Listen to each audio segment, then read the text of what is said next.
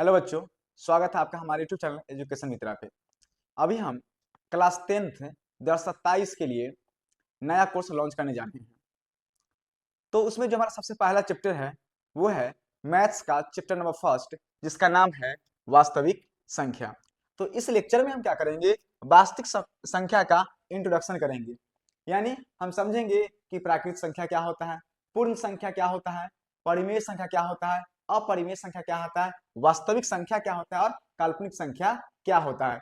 यानी कि इस चैप्टर में हम क्या करेंगे, जो वास्तविक संख्या है इससे पहले इससे संबंधित जितना क्लास फर्स्ट से लेकर क्लास 10 तक इसे समय जितने भी पद है उसको हम समझने का प्रयास करेंगे। ठीक है, तो ये हमारा क्या है, लेक्चर नंबर फर्स्ट है। उसके बाद है कि जो भी बच्चे 2027 में बोर्ड एग्जाम देने वाले हैं उनके लिए हम क्या किए हैं, एक नया कोर्स लाए हैं। आपके बैच का नाम है उड़ान बैच। ठीक है, इसके अगर हम फीचर की बात करें तो यहाँ पे आपको लाइव लेक्चर मिलेगा, रिकॉर्डेड लेक्चर भी मिलेगा, चैप्टर वाइज नोट्स मिलेगा, चैप्टर वाइज टेस्ट भी मिलेगा, पैनल का पीडीएफ यानी जिस पीडीएफ से हम आपको पढ़ाएंगे उस पीडीएफ का नोट्स मिलेगा और साथ में आपको टेस्ट सीरीज भी मिलेगा, है ना। यानी आपका कह सकते हैं कि एक बच्चे को ओवरऑल तैयारी के लिए जितने चीज की आवश्यकता है हम लोग उन सारे फैसिलिटीज को बच्चों को देने का प्रयास करेंगे।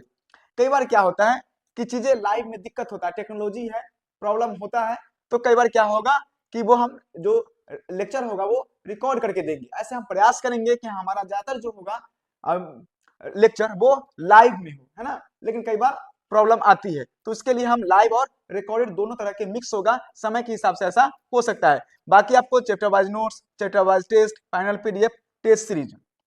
अगर हम बात करेंगे सब्जेक्ट की, तो चूंकि हम क्लास 10th की बात कर रहे हैं तो क्लास 10th में जितने भी सब्जेक्ट्स की जरूरत होती है, जितने सब्जेक्ट की आवश्यकता है, जितने सब्जेक्ट पढ़ाई जाती है वो सारे सब्जेक्ट को हम कवर करेंगे। इससे सबसे पहला होगा आपका मैथमेटिक्स होगा, फिर साइंस होगा। साइंस में 3 सब्जेक्ट आता है, physics, chemistry, biology. Social science की बात करेंगे तो सामाजिक विज्ञान वगैरह 4 सब्जेक्ट होता है, इतिहास, भूगोल, नागरिक और अर्थशास्त्र। उसके बाद हिंदी, संस्कृत और इंग्लिश। यानी जो कंप्लीट कह सकते हैं कि क्लास 10th के लिए जितने भी सब्जेक्ट की आवश्यकता होती है, जितना पढ़ना है हमें, यानी पूरे 500 मार्क्स की हम यहाँ पे तैयारी करेंगे। प्राइस की बात करें तो प्राइस इसका है 499। यानी कि अगर एक ऑफलाइन बैच की बात करें जिससे हम अपने सामने बैठ के पढ़ाते हैं तो उसका जो 1 महीने का फी होता है उसमें आपका कंप्लीट यानी कि साल भर का जो फीस है वो आपका कितना रहना है, 499। तो क्या आपको अभी लेना है? नहीं, पहले आप अच्छे से चीजों को देखें, हमारे लेक्चर्स को देखें। अगर आपको लेक्चर समझ में आता है कि नहीं, कम से कम एक एक लेक्चर जो है आप सारे सब्जेक्ट का जरूर देखें। उसके बाद अगर पसंद आता है तब जाके आप क्या कीजिए, हमारे कोर्स को बाय कीजिए। तो क्या जो लेक्चर अभी हम डाल रहे हैं क्या वो यूट्यूब पे नहीं आएगा? यूट्यूब पे ऑब्वियसली आएगा, सारा लेक्चर जो होगा वो यूट्यूब पे आएगा। तो फिर हमें बाय क्यों करना है? बाय आपको इसलिए करना है कि यूट्यूब पे आपको जो है चैप्टर वाइज नोट्स नहीं मिलेगा, यूट्यूब पे आपको चैप्टर वाइज टेस्ट नहीं मिलेगा, यूट्यूब पे आपको फाइनल पीडीएफ नहीं मिलेगा, यूट्यूब पे आपको टेस्ट सीरीज नहीं मिलेगा। लेक्चर तो यूट्यूब पे अवेलेबल रहेगा। जो हम ऑफलाइन वाले बच्चों की यानी कि पढ़ाते हैं, जो हमारे सामने बैठ के पढ़ते हैं, वही हमारे ऐप पे भी रहेगा और वही हमारा जो है यूट्यूब पे भी रहेगा। तो लेक्चर में कहीं दिक्कत नहीं है, लेक्चर सब जगह सेम ही रहेगा। लेकिन ये जो फैसिलिटीज है वो यूट्यूब प्लेटफॉर्म पे देना संभव नहीं होता है। इसके लिए क्या किए हैं, हम जो अपना एक पर्सनल ऐप बनाए हैं जो आपको एजुकेशन मित्रा ऑनलाइन के नाम से आपको प्ले स्टोर पे मिल जाएगा। तो एजुकेशन मित्रा ऑनलाइन आपको प्ले स्टोर पे जाना है, सर्च करना है और वहां पे जो हमारा ऐप आएगा, ऐप को क्या करना है, आपको डाउनलोड कर लेना है। और उसके बाद आपको क्लास 10th का जो बैच आएगा उसको आपको क्या करना है, इनरोल कर लेना है। जो फी है उसका 499 है, पे करना है, आप बाय करके ये फैसिलिटी जो है आपको मिल जाएगा। दिक्कत होता है तो हमारा नंबर है 8292747018 या 9199483478। इस पर कंटेक्ट करके भी आपको जो भी डाउट वगैरह चाहिए वो मिल जाएगा। इसके अलावा आपको जो है वो यहाँ पे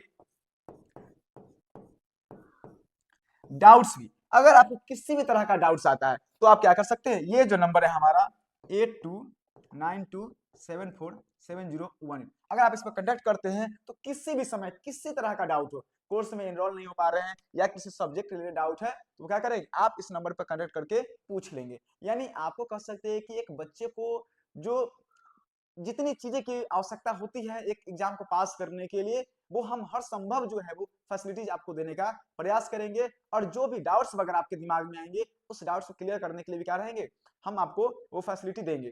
यानी कि आप मेरे पर्सनल नंबर पे, है ना, व्हाट्सएप के माध्यम से या कॉल के माध्यम से किसी भी तरीके से कनेक्ट करके आप इस समस्या, जो भी समस्या है वो आप हमें बता सकते हैं। तो इस प्रकार से हमारा ये उड़ान बैच है और इसे हम कंटिन्यू करेंगे।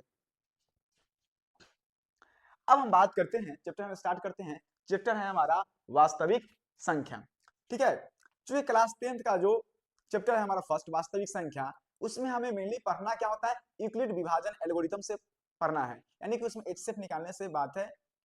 लेकिन हम उससे पहले क्या करेंगे, चैप्टर का जो इससे संबंधित जितने भी चीज है उसको समझने का प्रयास करें। क्योंकि होता क्या है, कई सारे बच्चे जो है वो 9th अच्छे से नहीं पढ़े होते हैं, 8 अच्छे से नहीं पढ़ रहे होते हैं, और 10th में आता है। कई बार ऐसा चीज है कि इस इंट्रोडक्शन से ही कई सारा ऑब्जेक्टिव क्वेश्चन आ जाता है, तो हमें ये चीज आना चाहिए। इसके लिए हम क्या करेंगे, तो जो भी बेसिक बातें हैं उस बेसिक बातों को हम इस लेक्चर में कवर करने का प्रयास करेंगे। ठीक है, तो सबसे पहले है हमारा अंक, यानी अंक को हम क्या बोलते हैं, डिजिट भी बोलते हैं। तो अंक क्या होता है, देखिए मैथमेटिक्स में जो भी चिन्ह या जो भी सिंबल या जो भी प्रतीक है ना, जिसकी सहायता से हम किसी भी संख्या को, किसी भी नंबर को लिखते हैं, उसे हम क्या कहते हैं, अंक लिखते हैं। कोई भी संख्या लिखना हो, जैसे अगर हम बात करें, हमें लिखना पड़े 7899, ठीक है, तो ये जो हम एक नंबर लिखे उसमें हम किसका इस्तेमाल किए, 7 का इस्तेमाल किए, 8 का इस्तेमाल किए, 9 और 9, यानी इन अंक के मदद से ही हम किसी भी संख्या को लिख पाते हैं, है ना। तो कह सकते हैं कि मैथमेटिक्स की बेसिक चीज है ना। जैसे कैसे हमारा शरीर कोशिकाओं से मिलकर बना है, एक घर जो है वो ईंटों से मिलकर बना होता है, उसी प्रकार मैथमेटिक्स के हम बेसिक यूनिट की बात करें तो वो ये डिजिट होगा, ये नंबर होगा। तो क्या सिर्फ यही डिजिट है जिससे पूरा मैथमेटिक्स बना है, बिल्कुल नहीं, इसके अलावे भी है जो हमें हर क्लास में पढ़ना होता है। इवन क्लास 10th में भी त्रिकोणमिति आता है, त्रिकोणमिति में क्या है हमारा साइन कॉस वगैरह है, तो ये भी कह सकते हैं कि सिंबल ही है। लेकिन अभी हम बात कर रहे हैं अंक का, तो अंक हमारा क्या है, 0 से लेके 9 तक की जो संख्या उसको हम अंक कहते हैं, और इसकी मदद से ही मैथ की किसी भी संख्या को हम लिख पाते हैं।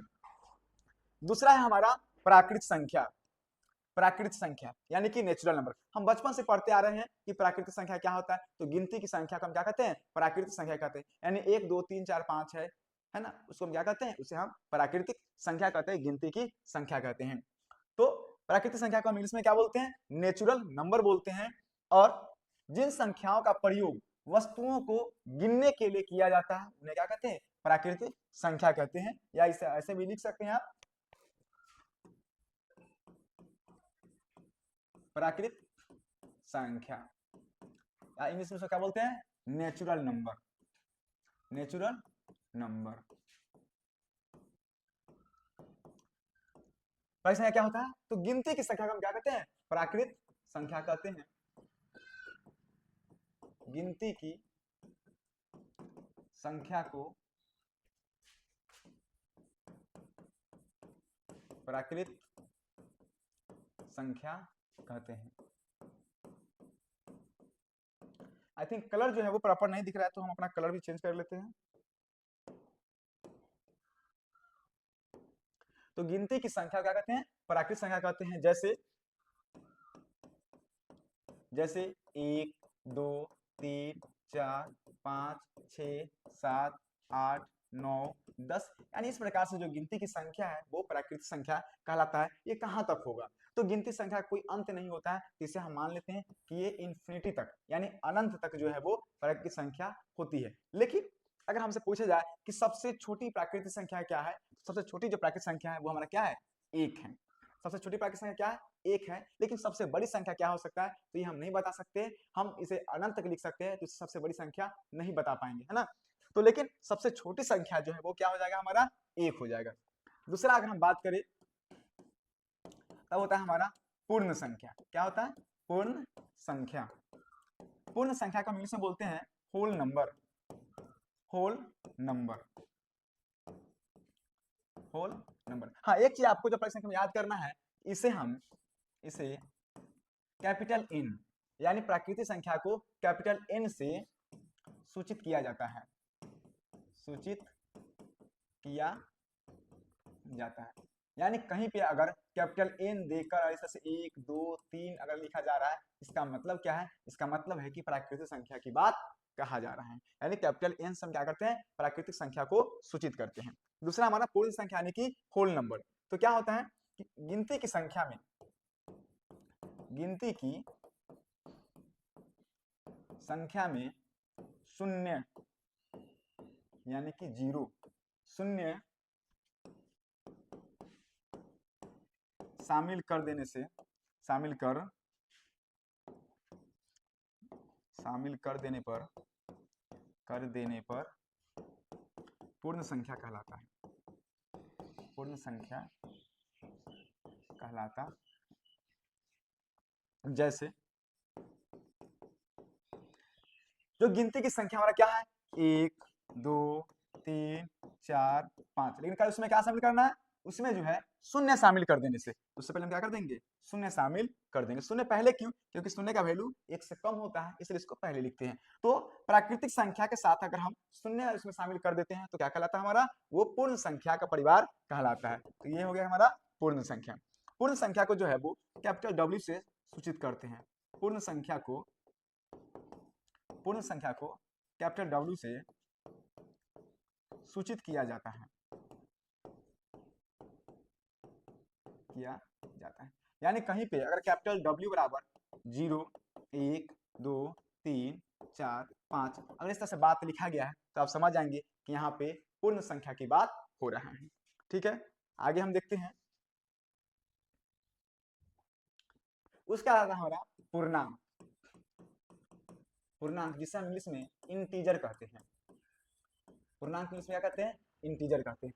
पूर्णांक क्या होता है, तो पूर्णांक धनात्मक और ऋणात्मक संख्याओं के समूह को पूर्णांक कहते हैं। यानी कि पूर्णांक की अगर बात करें तो उसमें धनात्मक संख्या भी होती है, ऋणात्मक संख्या भी होती है, इंक्लूडिंग जीरो, और उसमें जीरो भी होता है। तो पूर्णांक संख्या में क्या क्या आता है, एक तो धनात्मक आता है और दूसरा जो हमारा ऋणात्मक संख्या आता है, और साथ में शून्य भी होता है। तो इसी समूह को हम क्या बोलते हैं, पूर्णांक कहते हैं। जैसे अगर हम बात करें पूर्णांक का, जैसे क्या क्या हम बोले कि धनात्मक यानी कोई भी संख्या, जैसे +4 +3 +2 +1, ये हो गया हमारा क्या, धनात्मक। जीरो, ठीक है, जीरो भी शामिल करना है। उसके बाद -1 -2 -3 -4 -5, इस तरीके से। यानी कि पूर्णांक का मतलब है कि जितने प्लस वाली संख्या होती है, जितनी माइनस वाला संख्या होता है, साथ में जीरो भी क्या है, पूर्णांक है। तो इसी चीज को हम क्या कहते हैं, पूर्णांक कहते हैं, जिसमें हमारा धनात्मक संख्या भी आती है, ऋणात्मक भी आती है और जीरो भी आता है। हालांकि जीरो जो है वो ना तो धनात्मक है ना तो ऋणात्मक है ना। तो ये हमारा क्या कहलाता है, पूर्णांक कहलाता है। पूर्णांक को आई से सूचित किया जाता है, आई से सूचित किया जाता है। यानी कहीं पे अगर आई बराबर कुछ संख्या +4 +3 +2 +1 0 -1 -2 -3 -4 -8 और कुछ इस प्रकार से अगर संख्या दे दिया जाता है, ठीक है, तो उसे हम क्या कहेंगे, इसे हम पूर्णांक कहेंगे। तो जीरो भी पूर्णांक है, प्लस वाली भी संख्या पूर्णांक होती है, और माइनस वाली यानी कि जो निगेटिव नंबर है वो भी क्या होता है, हमारा पूर्णांक कहलाता है। यहाँ पे जो एक चीज और हमें समझना है, वो हमें समझना है संख्या रेखा। यहाँ पे हमें एक चीज क्या समझना है, संख्या रेखा। संख्या रेखा इसे हम इंग्लिश में क्या बोलते हैं, नंबर लाइन कहते हैं, नंबर लाइन, संख्या रेखा। ये हमारा क्या है, ये हमारा संख्या रेखा होता है। संख्या रेखा क्या मतलब है, वैसी रेखा जिस पर संख्या को दर्शाया जाता है। जैसे यहाँ पे हम जीरो लिखे हैं, तो जीरो से अगर हम दाएं तरफ बात करें, यानी कि जीरो से राइट साइड, है ना, जीरो से दाएं तरफ अगर बात करें तो आता है धनात्मक संख्या। तो +1 +2 +3 +4 +5 +6 +7। अगर जीरो से हम बाएं तरफ बात करें, यानी कि लेफ्ट साइड, तो इधर आ जाएगा हमारा निगेटिव वाली संख्या, -1 -2 -3 -4 -5 -6 -7। यानी कि जितने भी वास्तविक संख्या है, जितने भी वास्तविक संख्या है उसको हम इस नंबर लाइन पे कहीं ना कहीं दिखा सकते हैं, इस संख्या रेखा पर उसको हम दर्शा सकते हैं। फिलहाल अभी हमारा क्या है, पूर्णांक यानी कि पॉजिटिव वाले नंबर, निगेटिव वाले नंबर और साथ में हमारा जीरो भी है ना, तो ये इसको हम संख्या रेखा पर दर्शा सकते हैं। यहाँ पे कुछ चीज है जिसमें काफी कंफ्यूजन होता है, जैसे अगर हम जीरो से दाएं तरफ आए तो संख्या क्या बनता है, संख्या हमारा धनात्मक होता है। क्या होता है, धनात्मक होता है। जबकि जीरो से अगर हम लेफ्ट साइड आए तो संख्या क्या होता है, हमारा ऋणात्मक होता है, ऋणात्मक होता है। कई बार क्वेश्चन पूछा जाता है, जैसे हमारा क्वेश्चन है कि +1 के ठीक बाद वाली संख्या, ठीक बाद वाली संख्या क्या होगी, यानी +1 के ठीक बाद वाली संख्या क्या होगी। तो +1 के ठीक बाद यानी उससे हम एक स्टेप जो हमें राइट साइड बढ़ना होता है ना। +1 के ठीक बाद कहाँ है, तो +1 के ठीक आगे बढ़े तो क्या दिख रहा है हमें, +2 दिख रहा है। तो आंसर क्या हो जाएगा हमारा, +2। लेकिन अगर क्वेश्चन यही ये पूछ दिया जाए कि -4 के ठीक बाद वाली संख्या, ठीक बाद वाली संख्या क्या होगी, आंसर आप लोग सोच सकते हैं कि -4 के ठीक बाद वाली संख्या क्या होगी। आप ईमानदारी से पहले आप आंसर कर लेंगे, फिर जो है उसके बाद आप आगे देखेंगे। देखिए, तो जैसा आप इसमें देखें कि +1 के ठीक बाद जो संख्या है वो क्या आया है, +2। तो आपके दिमाग में आया कि -4 के भी ठीक बाद क्या हो सकता है, -5 आएगा, लेकिन नहीं, आंसर क्या है, गलत है। हम क्या बोले कि किसी के ठीक बाद वाला जाना है तो हमें एक स्टेप जो है आगे जाना होता है। तो क्वेश्चन में हमारा -4 यहाँ पे दिख रहा है, -4 जो है वो हमारा यहाँ पे दिख रहा है, तो -4 हमारा ये दिख रहा है। तो -4 के ठीक हमें एक स्टेप आगे बढ़ना है तो हमें क्या दिख रहा है, तो हमें यहाँ पे -3 दिखा। क्या दिखा, -3। तो यहाँ पे दिख रहा है, यहाँ अगर संख्या की बात करें, चिन्ह छोड़ दे तो +1 के ठीक बाद वाले क्या है, +2 आया। जबकि निगेटिव वाले में क्या आ गया, -4 के ठीक बाद में क्या आ गया, -3 आ गया, क्योंकि एक स्टेप हमें राइट साइड बढ़ना होता है, दाएं तरफ बढ़ना होता है। ठीक बाद वाला की बात के तो -4 के ठीक बाद एक स्टेप हम दाएं तरफ बढ़ेंगे तो हमें क्या दिखा, -3 दिखा है। यानी अंक जो है वो कम जाता है ना, लेकिन वैल्यू जो है वो बढ़ा हुआ है। क्योंकि अब कहेंगे -4 और -3 में बड़ा कौन है, अगर ये क्वेश्चन आ जाए कि -4 और -3 में बड़ा कौन है, तो आप कहेंगे कि -4 बड़ा है, क्योंकि 4 बड़ा है। लेकिन आपको इस चिन्ह को भी ध्यान देना है कि ये साथ में निगेटिव चिन्ह की बात हो रहा है ना, यहाँ तो माइनस में 4 है, यानी आप सीधी सी भाषा में समझे कि 4 रुपए कर्ज में है, जबकि ये क्या है, ये 3 रुपया कर्ज में है ना। -3 का मतलब 3 रुपया कर्ज में, तो ज्यादा कर्ज में वो ज्यादा गरीब, उसकी वैल्यू उतना कम। तो 4 रुपया जो है वो ज्यादा माइनस में है, उसकी वैल्यू कम होगा। और -3 जो है वो क्या है, उसकी वैल्यू, वो 3 रुपया कर्ज में है, वो इससे 1 रुपया कम कर्ज में है ना। ये ज्यादा कर्ज में, ये कम कर्ज में। तो अभी अगर हम बात करें तो -4 से -3 क्या होगा, बड़ा होगा, है ना। तो जैसे जैसे आपको एक याद रखना है, जैसे जैसे अगर हम लेफ्ट से राइट की तरफ आएंगे, है ना, लेफ्ट से हम राइट की तरफ आएंगे, लेफ्ट से राइट की तरफ जाएंगे, वैल्यू क्या होगा, बढ़ेगा। वैल्यू क्या होगा, मान बढ़ता है, मान बढ़ता है। जैसे -4 से बड़ा है -3, -3 से बड़ा है -2, -2 से बड़ा है -1, और -1 से बड़ा है 0, और 0 से बड़ा है +1, +1 से बड़ा है +2। यानी कि अगर हम लेफ्ट से राइट की तरफ जाएंगे तो मान क्या होता है, बढ़ता है। क्या होता है, मान बढ़ता है। लेकिन अगर हम राइट से लेफ्ट की तरफ जाएंगे, अब इस क्वेश्चन को हम यहाँ पे इरेज कर देते हैं, आप समझ गए होंगे। तो अगर हम राइट से लेफ्ट की तरफ जा रहे हैं, क्या जा रहे हैं, राइट से लेफ्ट की तरफ जा रहे हैं, तो यहाँ पे क्या होता है, मान घटता है।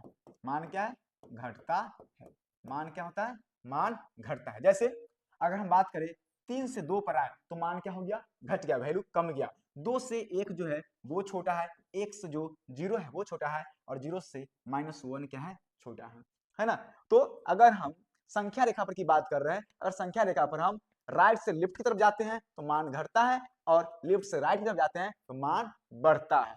ये चीज आपको याद रखना है। साथ साथ में आपको याद रखना है कि हमेशा जो संख्या है अगर निगेटिव में है तो निगेटिव वाले में याद रखना, जैसे अगर -7 है और -6 है, तो माइनस में चिन्ह है, तो जिसका अंक छोटा होगा वो बड़ा होगा, जिसका अंक क्या होगा, छोटा होगा वो बड़ा। जैसे -7 और -6 में, क्योंकि दोनों माइनस में संख्या है, जब माइनस में है तो अंक किसका छोटा है, -6 छोटा है, तो -7 से -6 क्या होगा, बड़ा होगा। -7 से क्या होगा, -6 बड़ा होगा। यानी अगर संख्या जो है माइनस में रहेगा तो जिसका अंक छोटा वो बड़ा होगा। पॉजिटिव वाले में क्या होता है, अगर पॉजिटिव में +4 है और +7 है तो जिसका अंक बड़ा वही क्या होगा, बड़ा होता है ना। लेकिन अगर यही देता है -4 और -7 तो -4 क्या होगा, बड़ा होगा। क्यों, क्योंकि ये 4 निगेटिव में है, 4 कर्ज में है और 7 क्या है, ये 7 रुपया कर्ज में है। तो बड़ा कौन होगा, जो कम कर्जे में है, 4 वाला कम कर्जे में, इसलिए बड़ा होगा। प्लस वाले में देखना कि ये 4 रुपया फायदे में है और ये 7 रुपया फायदे में, तो ज्यादा फायदे में वो ज्यादा, उसका वैल्यू ज्यादा, तो 7 वाला ज्यादा होगा। तो याद रखना ये चीज बेसिक बातें हैं, लेकिन बहुत सारे बच्चों को क्या होता है, दिक्कत होता है, समस्या होता है। तो ये संख्या रेखा कंसेप्ट भी आपको दिमाग में रखना है। तो पूर्ण संख्या हम ऑलरेडी कवर कर चुके हैं। क्या होता है कि प्राकृतिक संख्याओं के साथ शून्य मिलाने पर जो प्राप्त संख्या होती है उसे क्या कहते हैं, पूर्ण संख्या कहते हैं। 0 से स्टार्ट होता है, इन्फिनिटी तक जाता है, है ना, कैपिटल W से सूचित करते हैं। दूसरा है हमारा पूर्णांक। पूर्णांक को भी हम देख लिए, जिसमें हमारा निगेटिव वाला संख्या आता है, पॉजिटिव आता है, साथ में 0 भी आता है, उसे हम क्या कहते हैं, उसे हम पूर्णांक कहते हैं। इसे स्मॉल आई या फिर जेड से सूचित किया जाता है ना। ऐसे निगेटिव वाला 0 और पॉजिटिव वाला संख्या आता है। संख्या रेखा का भी कॉन्सेप्ट हम अच्छे से क्लियर कर लिए ना, संख्या रेखा क्या होता है। अब संख्या रेखा हमारा हो चुका है। अब है हमारा सम संख्या और विषम संख्या।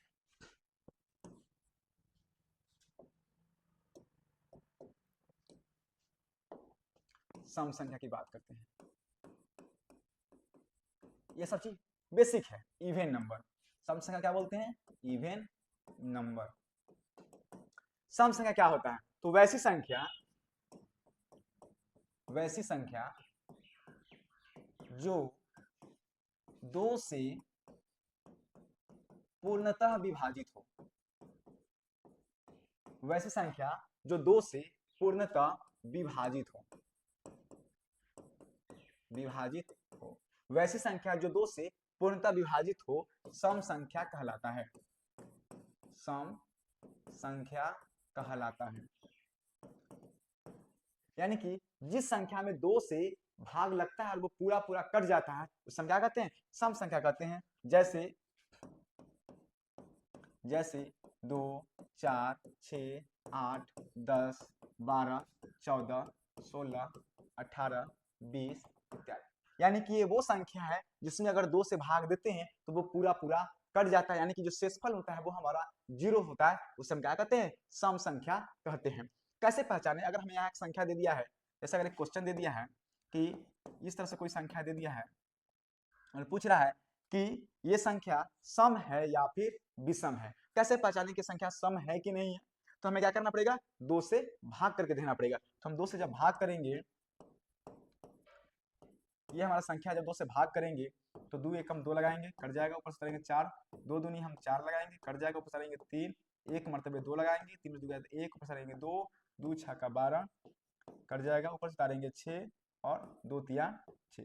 यानी हमें इतना काम करना पड़ेगा, हम देखें कि ये जो संख्या है वो 2 से पूरी तरीके से कट गया, यानी कि जो शेषफल है हमारा वो 0 है, 0 हुआ, यानी इसका मतलब ये संख्या 2 से विभाजित है। लेकिन क्या हम इतना काम करने की आवश्यकता है क्या, बिल्कुल नहीं, ये काम करने की आवश्यकता नहीं है, ये तरीका हमारा पुराना है ना। हम कैसे पता कर सकते हैं कम टाइम में, तो हमें देखना है कि जिस संख्या के अंत में हमें ध्यान देना है कि जिस संख्या के अंत में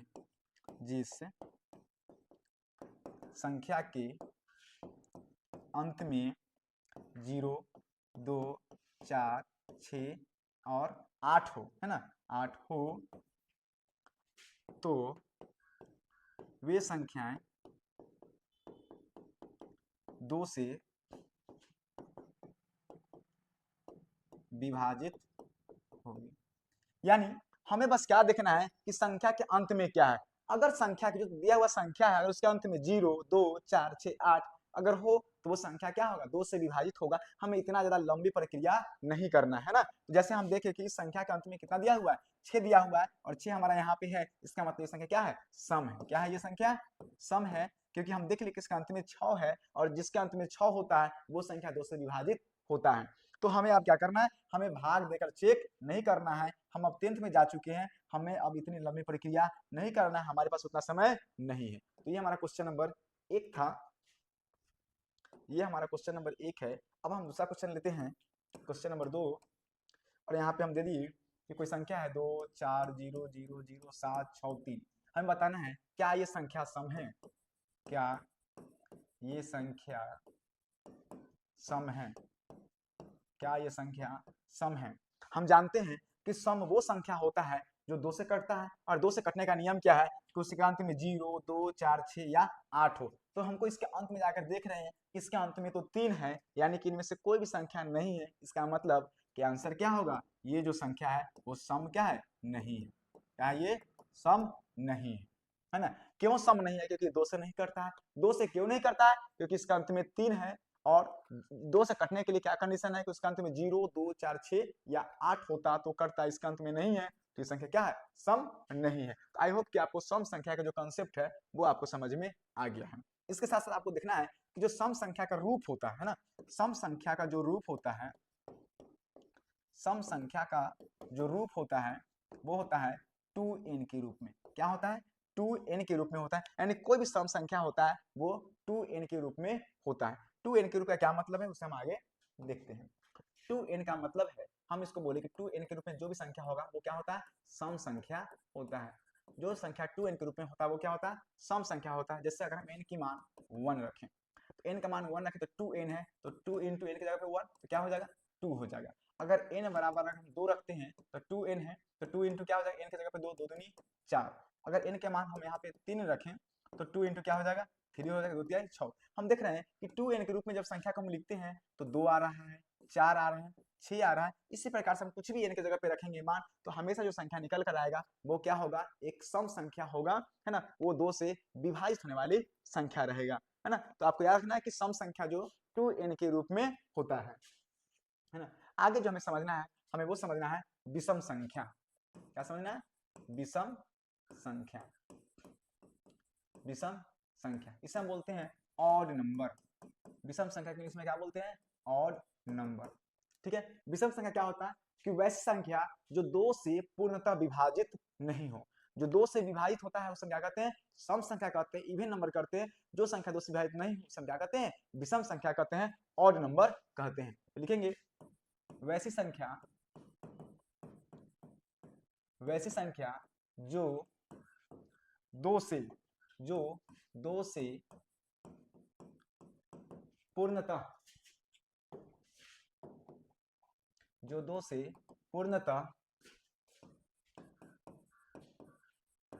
विभाजित नहीं हो। वैसी संख्या जो 2 से पूर्णतः विभाजित नहीं हो उसे क्या कहते हैं, उसे विषम संख्या कहते हैं। उसे विषम संख्या कहते हैं। यानी कि जो संख्या 2 से पूरा पूरा नहीं कटता है ना, उसे क्या कहते हैं, विषम संख्या कहते हैं। जैसे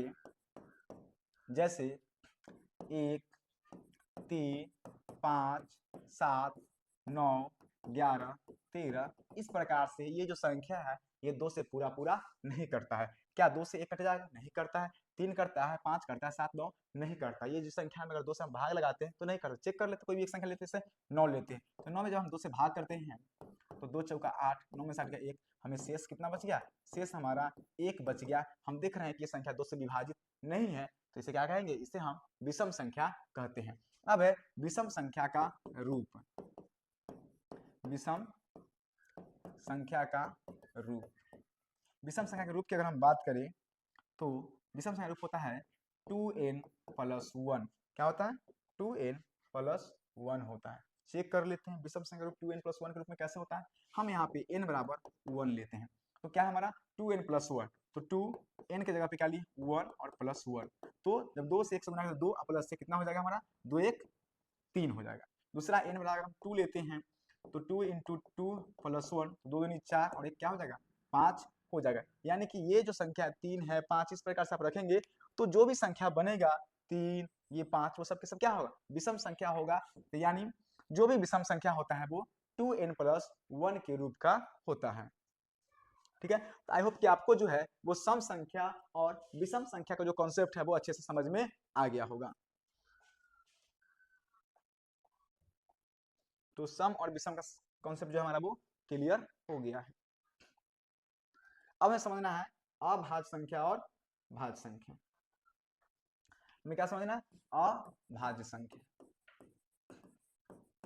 अभाज्य संख्या इसे हम इंग्लिश में बोलते हैं प्राइम नंबर। क्या बोलते हैं? Prime number. अभाज्य संख्या के इंग्लिश में क्या बोलते हैं? Prime number. ये अभाज्य संख्या क्या होता है? तो हम सब जानते हैं कि वैसी संख्या जो एक अथवा स्वयं को छोड़कर, यानी खुद को छोड़कर, जिस संख्या की बात कर रहे हैं उसको छोड़कर अन्य किसी भी संख्या से विभाजित नहीं हो, उसे क्या कहते हैं? अभाज्य संख्या कहते हैं। इससे पहले हम लिख लेते हैं। तो अभाज्य संख्या क्या होती है? वैसी संख्या जो एक, है ना, एक अथवा वह संख्या जो एक अथवा स्वयं को छोड़कर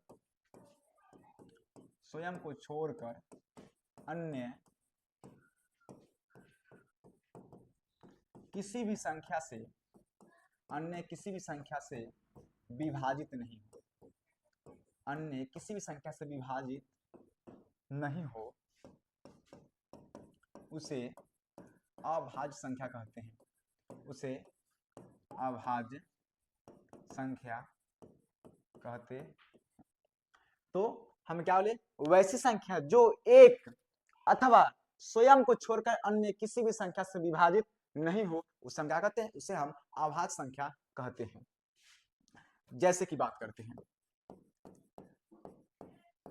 जो सबसे छोटा हमारा अभाज्य संख्या होता है वो होता है 2।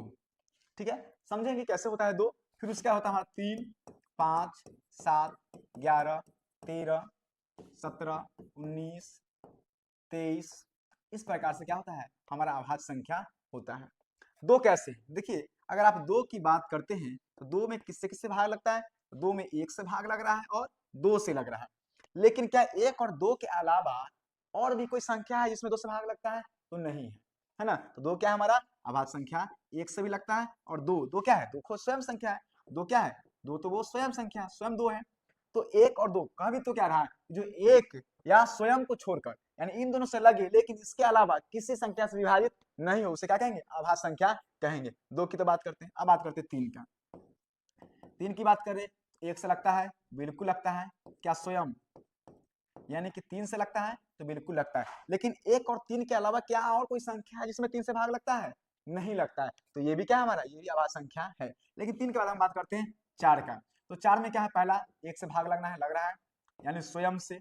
स्वयं का मतलब है कि 4 से लग रहा है। लेकिन क्या इसके अलावा और कोई संख्या इससे भाग लगता है? तो बिल्कुल हमारा 2 से भाग लगता है। तो ये हमारा इस पे लागू नहीं होता। कॉन्सेप्ट क्या है? कह रहा है क्या तो 1 से लगे या स्वयं से लगे, इसके अलावा किसी और संख्या से भाग नहीं लगना चाहिए। लेकिन यहाँ पे देख रहे हैं कि 4 में 2 से भाग लगता है, तो 4 क्या होगा? 4 हमारा अभाज्य संख्या नहीं होगा। 5 की बात करते हैं, तो 5 में हम देखते हैं कि 1 से तो लगता ही लगता है, 5 से भी लगता है। लेकिन क्या 1 और 5 के अलावा कोई और संख्या जिसमें 5 से भाग लगता है? नहीं लगता है। तो 5 क्या होगा? हमारा अभाज्य संख्या होगा। 6 को चेक कर लेते हैं। 1 से लगता है बिल्कुल, 6 से भी लगेगा ही लगे क्या, लेकिन 6 में 1 और 6 के अलावा और भी कोई संख्या इससे वो भाग लगता है? तो हाँ बिल्कुल है।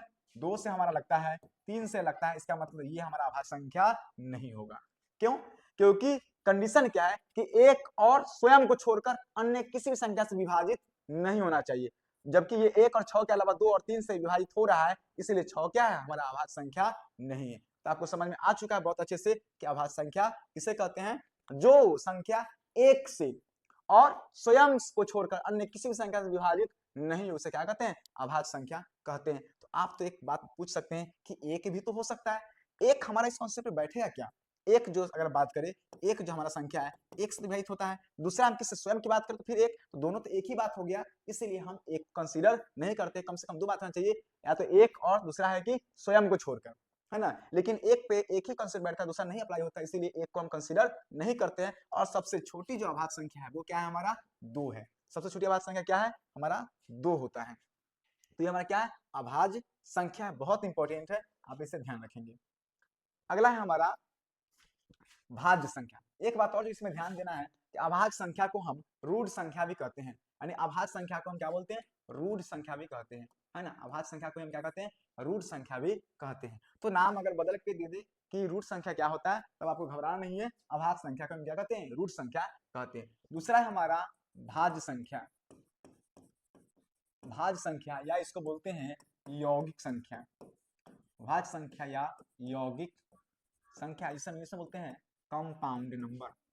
क्या बोलते हैं, कंपाउंड नंबर। ये भाज्य संख्या यौगिक संख्या क्या होता है, देखिए सीधा सा बात आप समझिए कि भाज्य संख्या जो अभाज्य का उल्टा है। भाज्य संख्या क्या है, अभाज्य का उल्टा है। अभाज्य क्या था, जो एक अथवा स्वयं को छोड़कर अन्य किसी संख्या से भाग नहीं लगता हो, तो भाज्य क्या हो जाएगा, उसका उल्टा हो जाएगा। जो एक अथवा स्वयं को छोड़कर अन्य किसी भी संख्या या अन्य बाकी संख्या से भाग लग रहा है, तो वो क्या हो जाएगा, हमारा भाज्य संख्या हो जाता है। तो हम पहले देख लेते हैं डेफिनेशन क्या आता है। लिखेंगे वैसी संख्या जो एक अथवा स्वयं को छोड़कर अन्य संख्याओं से भी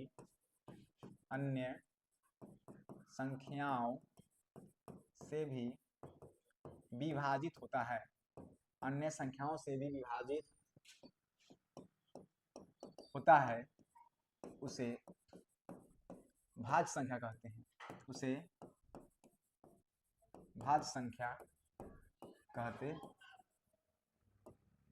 उसे क्या कहते हैं, भाज्य संख्या कहते हैं। यानी वैसी संख्या जो एक अथवा स्वयं को छोड़कर अन्य संख्याओं से भी क्या हो, विभाजित हो, उसमें भाग लगता है, उसे हम क्या कहते हैं, भाज्य संख्या या फिर उसे हम यौगिक संख्या कहते हैं। जैसे कि बात करें तो सबसे पहला जो होता है भाज्य संख्या वो होता है हमारा 4। क्यों, क्योंकि 4 में क्या होता है कि 4 में 1 से भी भाग लग रहा है, 4 से भी लग रहा है, और एक 4 के अलावा यहाँ 2 से भी लग रहा है। तो यही तो है भाज्य संख्या, 1 और 4 के अलावा अन्य संख्याओं से विभाजित हो, तो ये हमारा 2 से भी लग रहा है, 1 4 के अलावा 2 से भी भाग लग रहा है, इसलिए क्या है, 4 हमारा यौगिक संख्या है। 5 तो हमारा भाज्य है। 6 की बात करते हैं तो 6 भी क्या हो जाएगा, हमारा एक यौगिक संख्या है, क्योंकि 1 से भी भाग लग रहा है, 6 से भी लग रहा है, इसके अलावा 2 और 3 से भी इसमें भाग लग रहा है, तो 1 और 6 के अलावा 2 और 3 से भी लग रहा है भाग, तो ये हमारा क्या हो जाएगा, ये हमारा हो जाएगा भाज्य संख्या, ये भाज्य संख्या या फिर यौगिक संख्या हो जाएगा। तो 6 क्या होगा, यौगिक संख्या। इसी प्रकार से हमारा 8 9 10 12 14 15 16 18 20 21 ये सब जो है हमारा क्या है, भाज्य संख्या या फिर यौगिक संख्या है। आगे हमें देखते हैं क्या पढ़ना है। आगे हम पढ़ना है सह अभाज्य और भिन्न संख्या। तो हम एक बार सह अभाज्य को देख लेते हैं। सह अभाज्य संख्या, सह अभाज्य संख्या जिसे किसे बोलते हैं, को प्राइम नंबर, को प्राइम नंबर। यानी कि सह अभाज्य संख्या क्या होता है, देखिए सह अभाज्य संख्या होती है जो दो संख्याओं का HCF अगर एक होता है। क्या बोले हम, जब दो संख्याओं का HCF अगर एक होता है तो हम क्या कहते हैं, सह अभाज्य संख्या कहते हैं। या बोल सकते हैं कि वैसी संख्या जिसका एक के अलावा कोई कॉमन फैक्टर नहीं हो। हम बोल रहे हैं कि कोई भी दो संख्या जिसमें एक के अलावा कोई भी कॉमन फैक्टर नहीं हो, यानी कोई ऐसी संख्या नहीं दोनों को काट सके, वैसी संख्या को हम क्या बोलते हैं, वैसी संख्याएं को हम बोलते हैं सह अभाज्य संख्या, को प्राइम नंबर बोलते हैं। ठीक है, समझने का हम प्रयास करते हैं। तो हम क्या बोले कि वैसी संख्या को वैसी दो संख्या, यहाँ पे जाए वैसी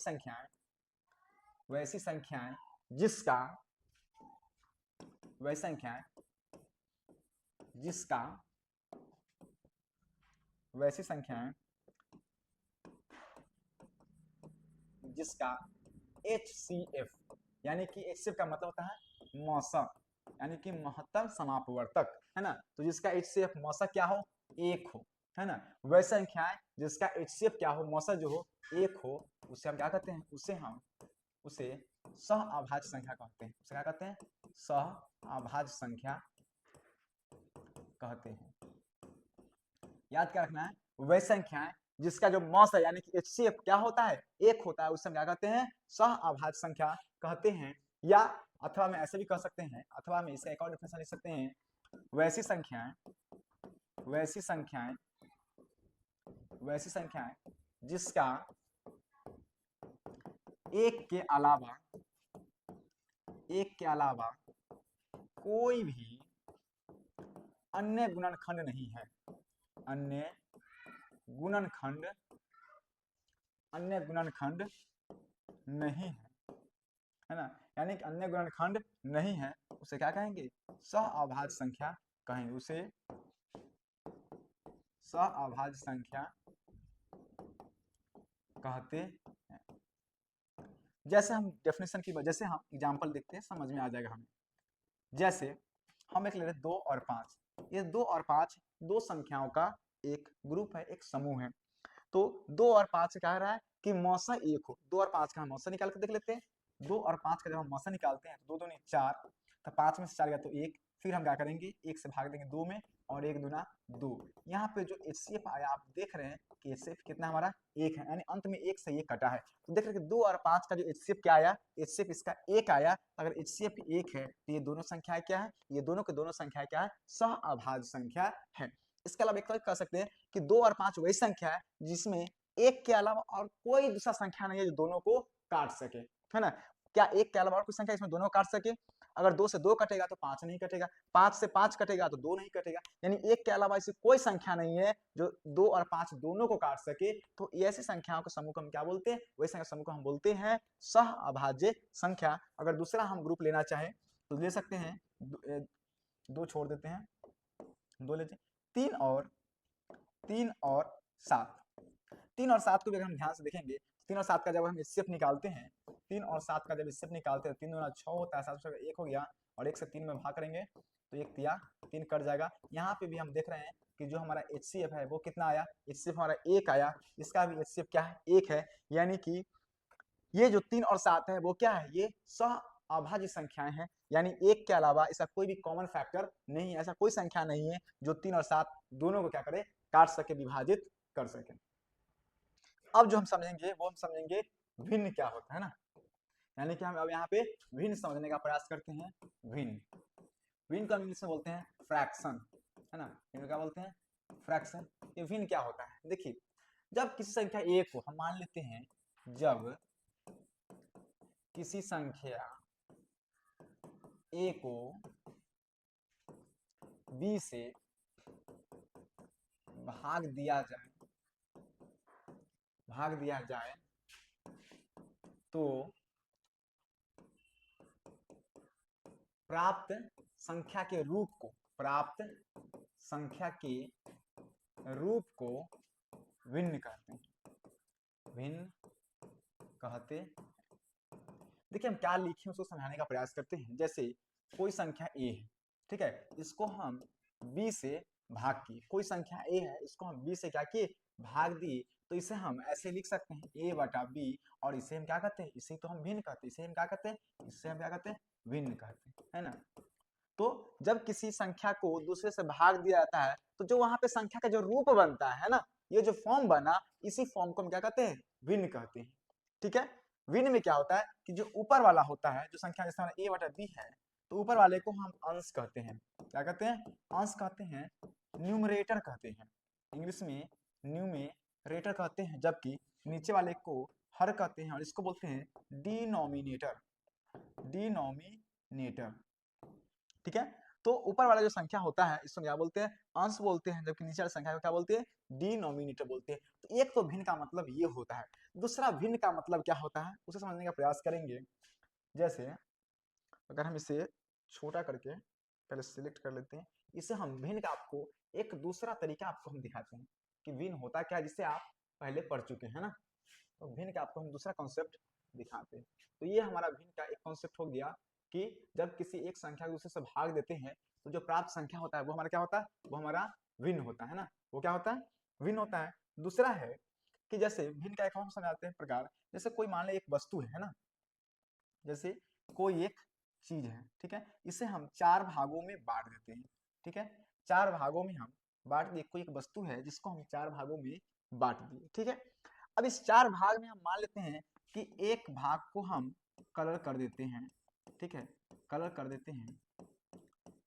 तो ये हम कलर करने के बाद, तो ये भिन्न को अगर हम इसके रूप में लिखना चाहे तो क्या लिखेंगे, इसे हम लिखेंगे कि 4 भाग में से कलर किए भाग को अगर हमको भिन्न के रूप में लिखना है तो क्या लिखेंगे, इसे हम लिखेंगे 1/4, यानी इस चार हिस्से में से एक हिस्सा का हम इस्तेमाल कर लिए हैं, तो इस फॉर्म को क्या दिखा रहा है, भिन्न के रूप में हम इस प्रकार से दिखा सकते हैं। यानी किसी एक संख्या को, है ना, किसी कह सकते हैं किसी एक वस्तु को, है ना, जब उसे हम चार बराबर हिस्सों में बांटे, जब हम उसे चार बराबर हिस्सों में बांटे, ठीक है, इसको क्या बोलेंगे, भाग बोले, उसमें से एक भाग अगर हम इस्तेमाल कर रहे हैं, है ना, चार में से एक भाग इस्तेमाल कर रहे हैं, इसका मतलब 1/4 भिन्न हमें प्राप्त होता है। ठीक है, उसी प्रकार हम बात करें, कोई अगर इस तरह से कोई संख्या है ना, कोई भी चीज हो, हम यहाँ पे डायग्राम के माध्यम से कर रहे हैं, ठीक है ना, ये हमारा हो गया, और इससे अगर हम बात करते हैं एक इधर और एक इधर, ये पूरा बॉक्स कितना हो गया हमारा, 1 2 3 4 5 6 7 8, ठीक है ना, यानी इस वस्तु को हम 8 बराबर भागों में बांट दिए, है ना, ये कोई वस्तु है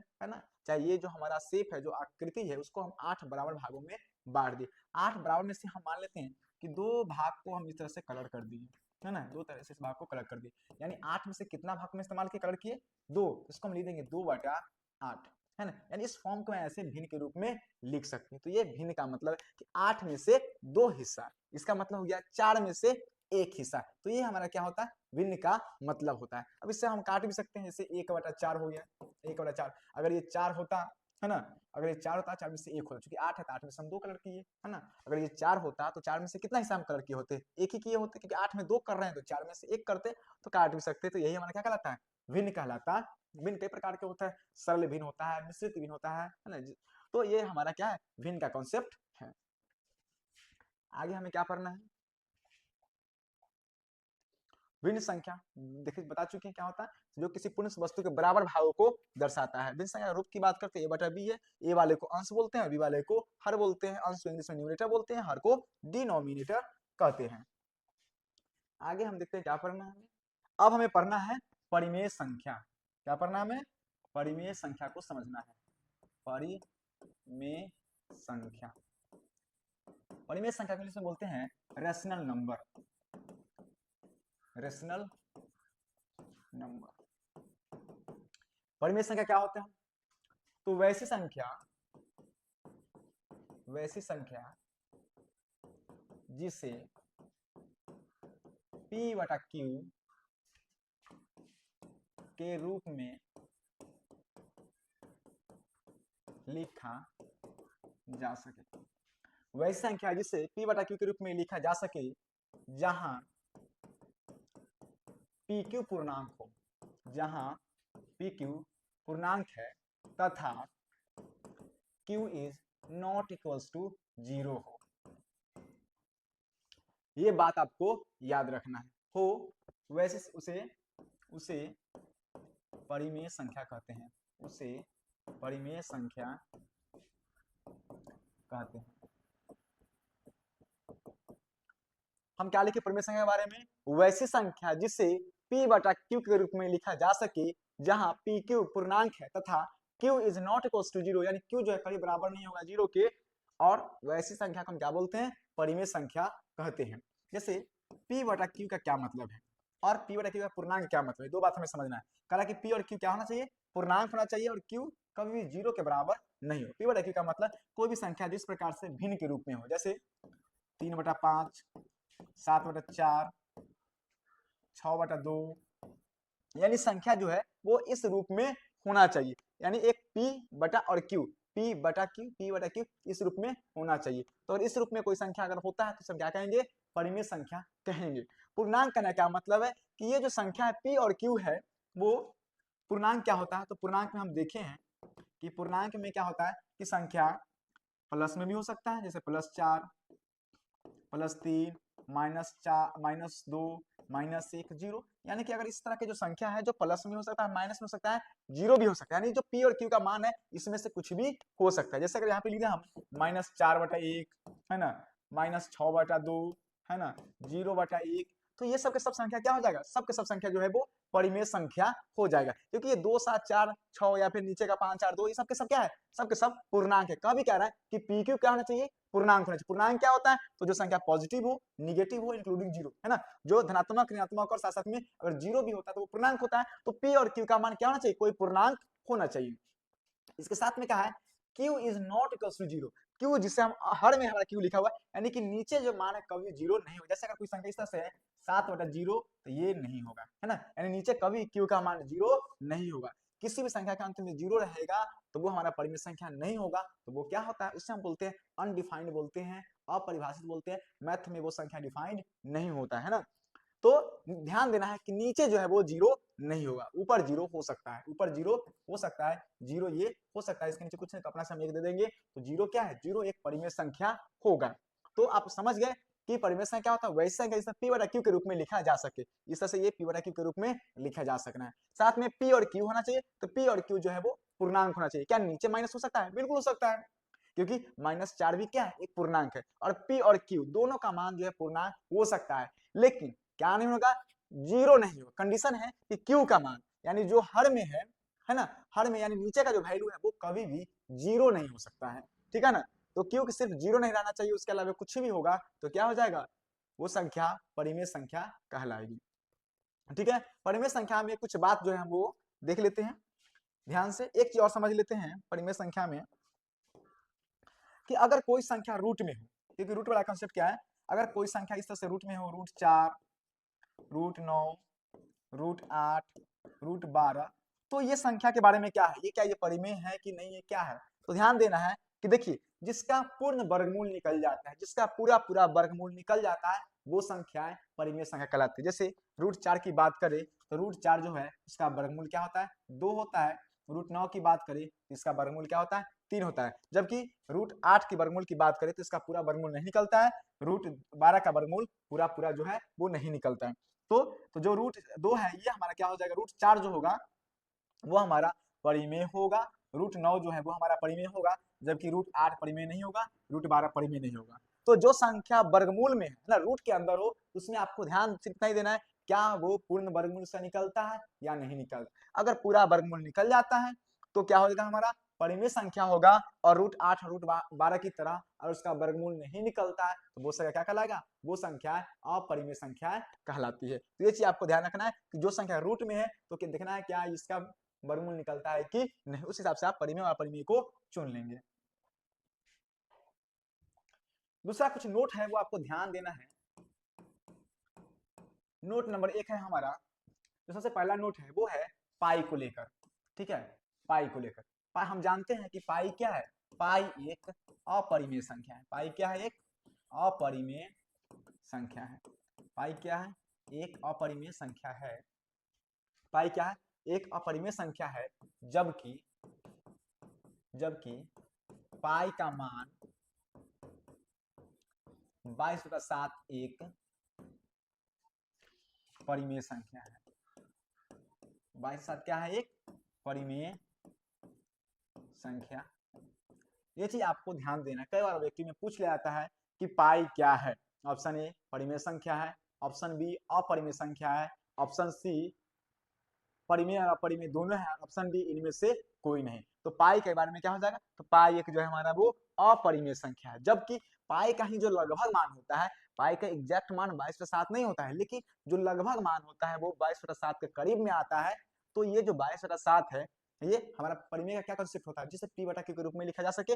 तो पाई देखिए अगर 22/7 है तो पी का मान हो गया 22 और क्यू का मान हो गया 7, दोनों के दोनों पूर्णांक है। तो 22/7 के रूप में हम लिखते हैं तो 22/7 एक परिमेय संख्या होता है। तो ये चीज आपको ध्यान देना है ना, कि पाई क्या है, एक अपरिमेय संख्या है, जबकि पाई का जो मान है 22/7 क्या है, एक परिमेय संख्या है। तो इस चीज को आपको ध्यान देना है। रूट वाला तो बता ही दिए हैं।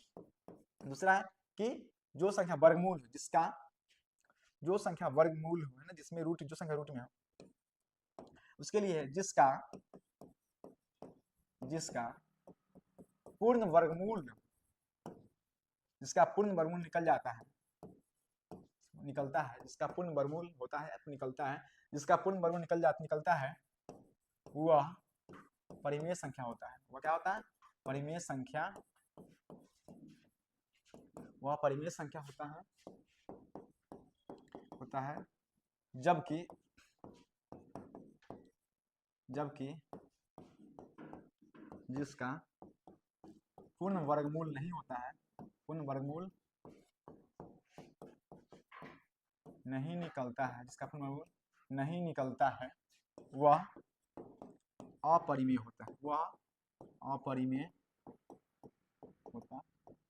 ये याद रखना, जैसे √4 बराबर क्या होता है 2 होता है, तो ये क्या हो जाएगा √4 एक परिमेय हो जाएगा, क्या हो जाएगा परिमेय हो जाएगा। जबकि √2 की बात करें तो इसका पूर्ण नहीं होता, तो ये क्या हो जाएगा ये अपरिमेय हो जाएगा, क्या हो जाएगा अपरिमेय हो जाएगा। उसी प्रकार अगर हम √1 की बात करें, √1 का वर्गमूल 1 होता है, तो ये क्या हो जाएगा हमारा ये हमारा परिमेय हो जाएगा। जबकि √3 की बात करें तो इसका वर्गमूल नहीं निकलता है, तो ये क्या हो जाएगा ये हमारा अपरिमेय अपरिमेय हो जाएगा। इस प्रकार से वर्गमूल वाले में यही याद रखना है कि जिसका पूरा वर्गमूल निकल जाता है वो परिमेय होता है, जबकि इसका नहीं निकलता है पूरा पूरा वो क्या होता है हमारा वो संख्या अपरिमेय संख्याएं होती है। पाई को लेकर बता दी कि पाई क्या है एक अपरिमेय संख्या, जबकि उसका मान जो है वो क्या है हमारा परिमेय संख्या है। और कुछ बच रहा है क्या इसमें?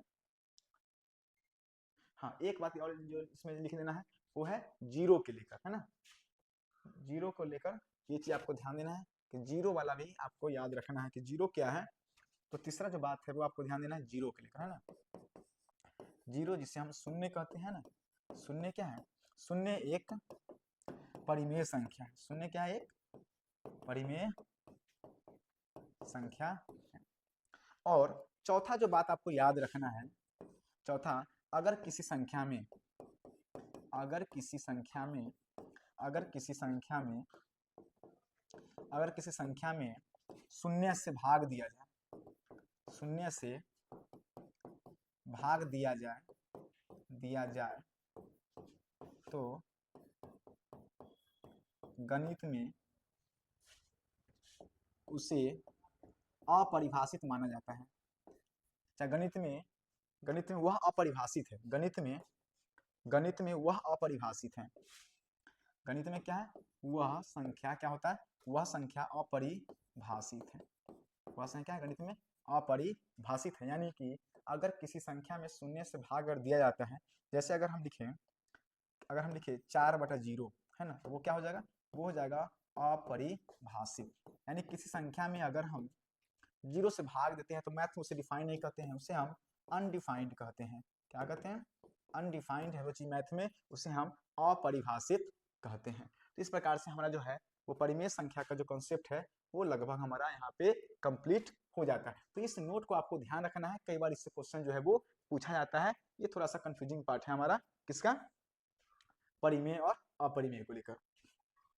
अगला जो है हमारा वो है हमारा अपरिमेय संख्या, सॉरी अभी हमारा बचा हुआ अपरिमेय संख्या, अभी क्या बचा अपरिमेय संख्या। अपरिमेय संख्या अपरिमेय संख्या इर्रेशनल नंबर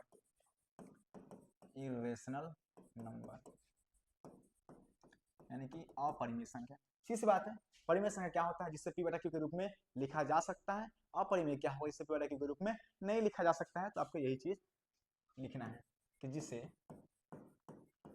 p/q के रूप में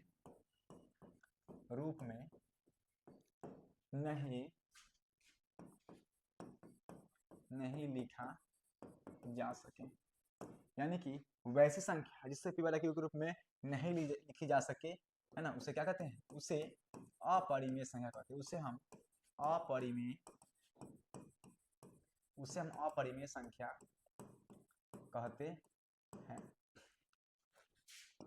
जैसे अगर हम रूट की बात करें, रूट से शुरुआत करते हैं, जैसे √1 √2 √3 √4 √5 √6 √7 √8 √9 √10 √11 √12 √13 √14 √15 और √16, यानी इस दशम संख्या लिखते हैं। देखिए हम बताए हैं कि परिमेय इसमें क्या होता है जिसका पूरा पूरा वर्गमूल निकल जाता है। तो हम जानते हैं कि 1 का वर्गमूल निकल जाता है, √4 का निकल जाता है, √9 का निकल जाता है, उसके बाद हम बात करें तो √16 का निकल जाता है। लेकिन इसके बाद में जितने भी संख्या बच गया उसका पूरा पूरा वर्गमूल नहीं निकलता है, जिसे हम क्या बोल देंगे ये सारी संख्या जो बच गया वो सब क्या अपरिमेय संख्या होता है। जैसे √2 √3 √5 √6 √7 √8, 9 नहीं होगा, 9 तो परिमेय है, √10 √11 √12 √13 √14 √15। तो ये जो संख्या है ये सब क्या होता है अपरिमेय संख्या होता है, इसे हम p बटा q के रूप में नहीं लिख सकते, है ना। तो ये सिर्फ अपरिमेय संख्या आपको ये देखना कि जिसका पूरा वर्गमूल नहीं निकलता वो सारी संख्या क्या कहलाती है, अपरिमेय संख्या कहलाती है, इसे p बटा q के रूप में हम नहीं लिख सकते। ठीक है, आपको जो है परिमेय और अपरिमेय संबंधित कुछ बात का जो है वो ध्यान देना है। जैसे अगर हम एक परिमेय संख्या, है ना, एक परिमेय संख्या प्लस एक अपरिमेय संख्या, यानी एक परिमेय और एक अपरिमेय संख्या को जोड़ेंगे, एक परिमेय और एक अपरिमेय संख्या को जोड़ेंगे तो हमेशा क्या बनेगा, हमेशा एक अपरिमेय संख्या ही बनेगा। क्या बनेगा, एक हमेशा अपरिमेय संख्या ही बनेगा। उसी प्रकार एक परिमेय संख्या, एक परिमेय संख्या अगर माइनस करते हैं एक अपरिमेय संख्या में, एक अपरिमेय संख्या में अगर हम माइनस करते हैं तो हमेशा क्या बनेगा, ये भी हमेशा अपरिमेय संख्या ही बनेगा।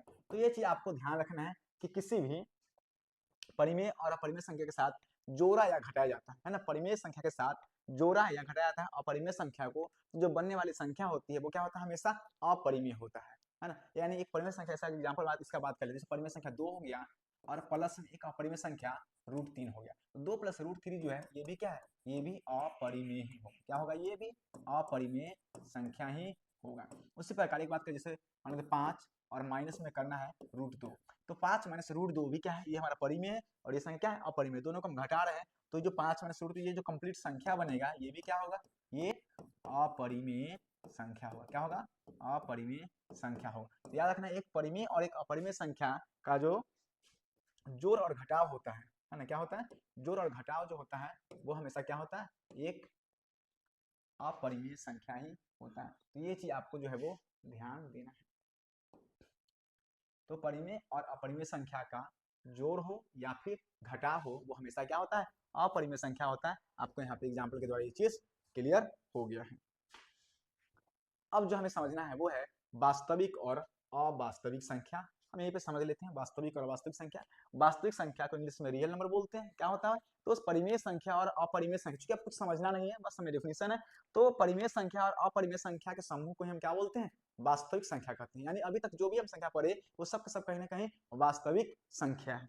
ठीक है, जैसे √3 क्या है, अपरिमेय है, 2/5 क्या है, परिमेय है, √15 क्या है, अपरिमेय है, 4/11, 7/12, 15/7 के सभी सब परिमेय है। तो वास्तविक संख्या में परिमेय और अपरिमेय दोनों प्रकार की संख्याएं होती है ना। तो कह सकते हैं कि परिमेय और अपरिमेय संख्या के समूह को हम क्या बोलते हैं, उस समूह को हम क्या बोलते हैं, वास्तविक संख्या कहते हैं। दूसरा है हमारा अवास्तविक संख्या या काल्पनिक नंबर। एक और बात, हम जितना भी काम करेंगे वो वास्तविक संख्याओं के साथ करते हैं, ठीक है ना। अब है हमारा अवास्तविक संख्या या काल्पनिक नंबर, यानी कि नॉन रियल नंबर या इमेजिनरी नंबर। क्या होता है भाई, तो वह संख्या जिसे एक ऋणात्मक संख्या के वर्गमूल के रूप में परिभाषित किया जाता है, यानी कि जो संख्या रूट के अंदर माइनस में हो, जो संख्या रूट के अंदर माइनस में हो उसे हम क्या बोलते हैं, इमेजिनरी नंबर बोलते हैं, काल्पनिक संख्या कहते हैं। तो आप इस संख्या के साथ हमें डील नहीं करना है ना, बस याद करना है काल्पनिक संख्या क्या होता है, जब रूट के अंदर संख्या माइनस में होता है तो उसे हम क्या बोलते हैं, उसे हम काल्पनिक संख्या बोलते हैं, अवास्तविक संख्या कहते हैं।